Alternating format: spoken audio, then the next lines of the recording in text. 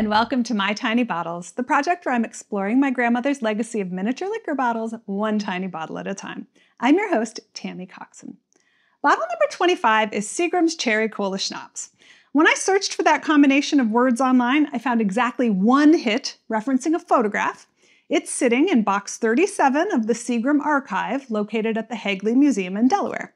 And it's dated 1986, so that's what I'm going to assume for this bottle. That timing makes perfect sense. The Coca-Cola Company released Cherry Coke in 1985, so it would have been a perfect opportunity to capitalize on the new soda's popularity.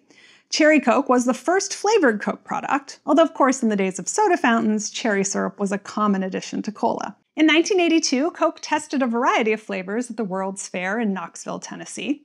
Cherry won out over lemon, lime, and vanilla. And while it wasn't exactly a groundbreaking idea, it did position them to fight another cherry-flavored cola, Dr. Pepper. Now, I could tell you more about Cherry Coke's history, but that's not the point of this project. And since there's really not much more to say about the schnapps itself, I'm going to start telling you about Seagram's. In My Tiny Bottle land, Seagram's first appears with bottle number 16, Cheminot Fine Brandy, which is one of their many brands. For decades, Seagram's was the world's biggest name in the liquor industry. How that happened and how it fell apart is a story worthy of a soap opera. And although Seagram's is the name we know, this story isn't actually about anybody named Seagram. It's really about the Bronfman family. In 1898, Ekiel Bronfman brought his family from Tsarist Russia to Manitoba, Canada, fleeing anti-Semitism. After a variety of jobs, the family eventually invested in hotels.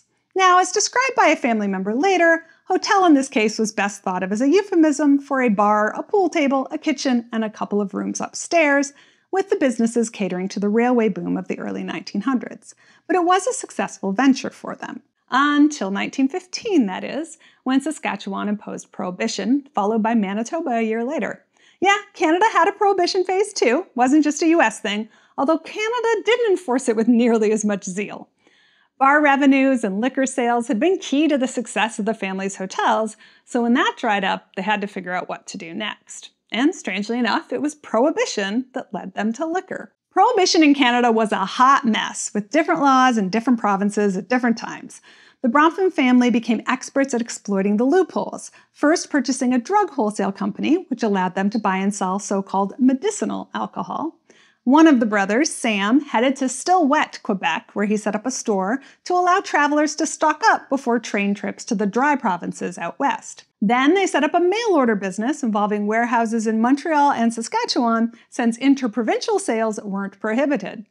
By the time that loophole closed, a much bigger opportunity had opened up: U.S. prohibition. Even though Canada had its own prohibition, for a while there were no restrictions on Canadian distilleries and wholesalers selling to American customers.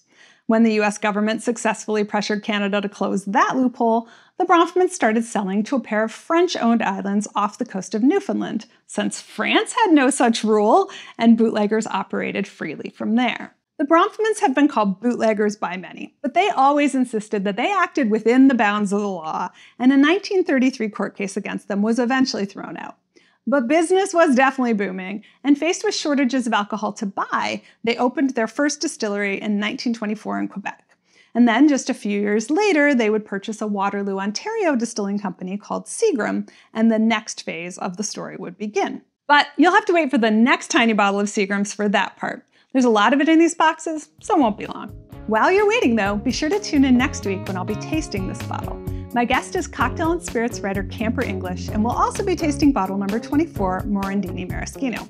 Be sure to subscribe so you don't miss it. And if you enjoyed this video, drop a like or a comment below. Cheers!